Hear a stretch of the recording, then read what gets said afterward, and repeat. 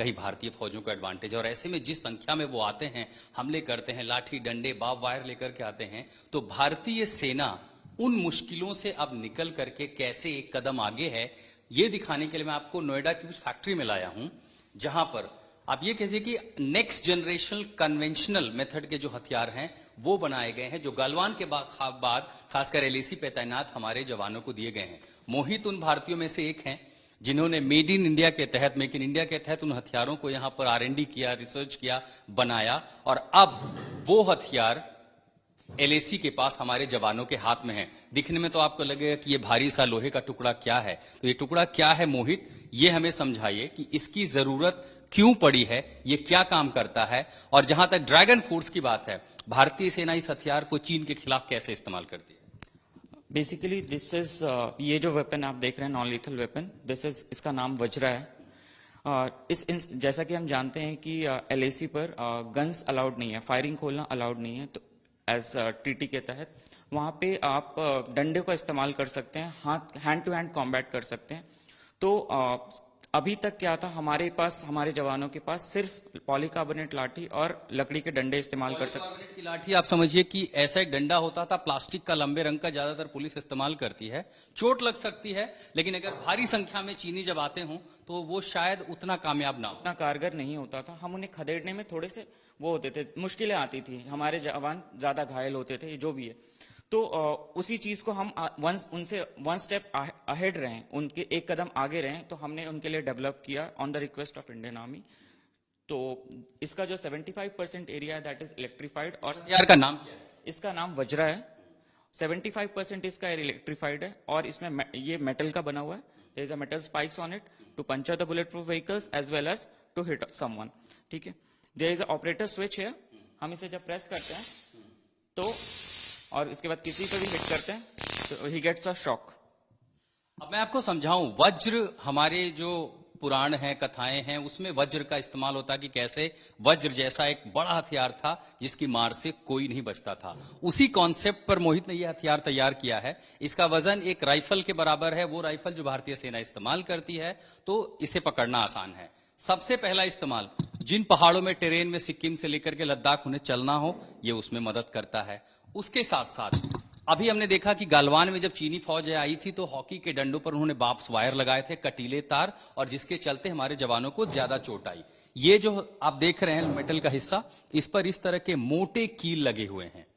अगर इससे किसी को मार पड़ेगी वो तो बचना मुश्किल है, क्योंकि ये छेद करके शरीर के 1 इंच तक घुस जाए। दूसरा, एलएसी पर कई इलाकों में चीन बुलेट प्रूफ गाड़ियां लेकर के आता है, जैसा मोहित ने बताया।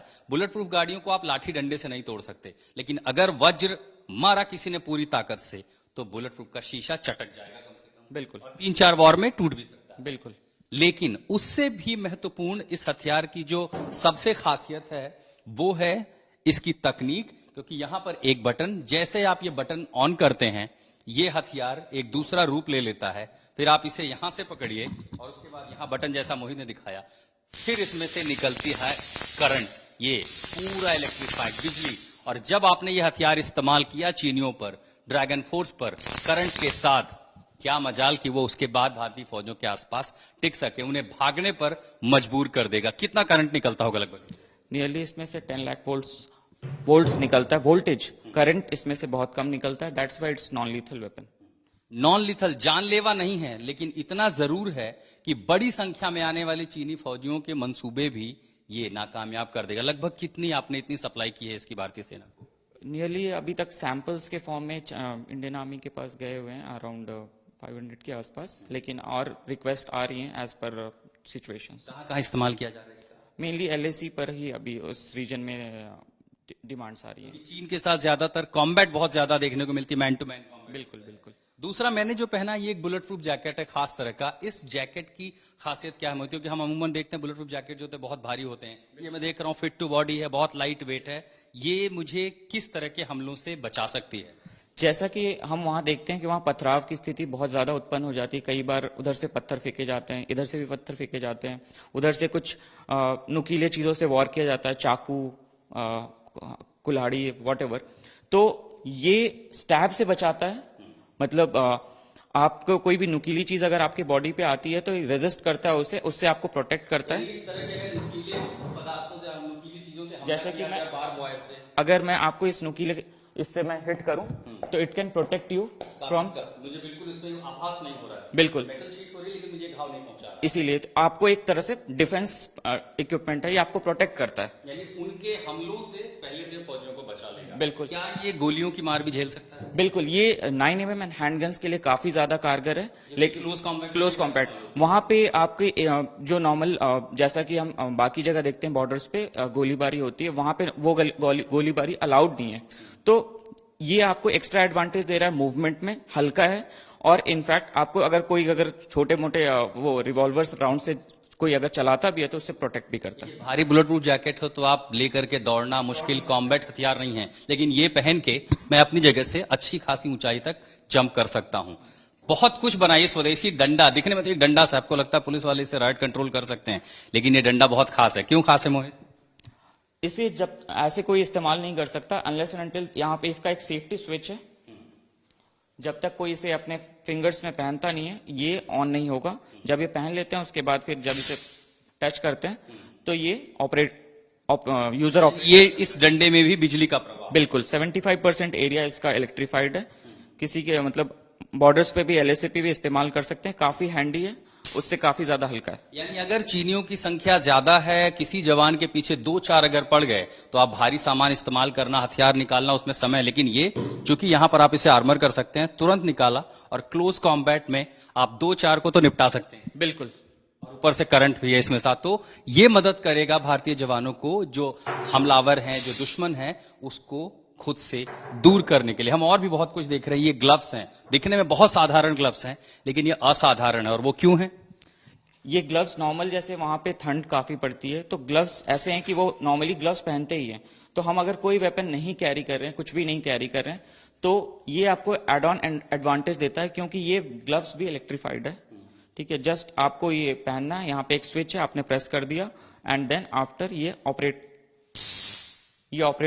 जब आप ऑपरेट करते हैं तो इसके नकल्स पे नॉर्मली इलेक्ट्रीफाइड है। आपको दिखाने को देखिए, इस पोर्शन में बैटरी है ग्लव्स के, यहां पर धातु के हिस्से हैं, मेटल के हिस्से हैं, ये साधारण ग्लव है।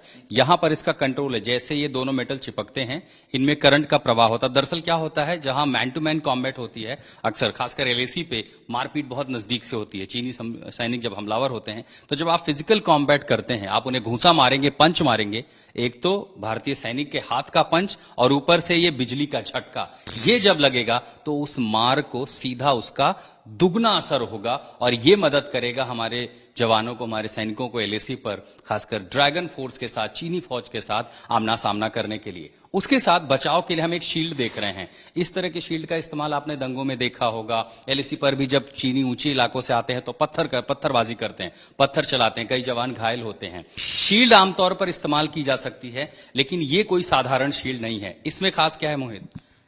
इसमें भी आप जो शील्ड देख रहे हैं नॉर्मली पत्थरों से बचाती है, बट ये हम चीनी सैनिकों को बाहर खदेड़ने के लिए काफी ज्यादा इस्तेमाल है, क्योंकि कोई हमारे ऊपर जब चढ़ने की कोशिश करता है तो इसके जितने ब्लैक रीजन देख रहे हैं दैट इज इलेक्ट्रीफाइड, और साथ में इसके स्ट्रोबोस्कोप लगा हुआ है टू टेम्पररी डिस्टॉर्ट। स्कोप क्या काम करता है? जो उनकी, जैसे हम कैमरा की इफेक्ट देखते हैं कि कैमरा जब फ्लैश क्लिक होता है तो हमारी आंखें बंद हो जाती हैं, ठीक है, उसी तरीके से जब कोई सामने से रात में एंटर करने की कोशिश करता है तो ये फ्लैश चलते ही आंखों की थोड़ी सी विजन आप कह सकते हो डिस्टॉर्ट होती है, और हमारे एड ऑन एडवांटेज मिलता है कि हम उन्हें काउंटर कर सकें।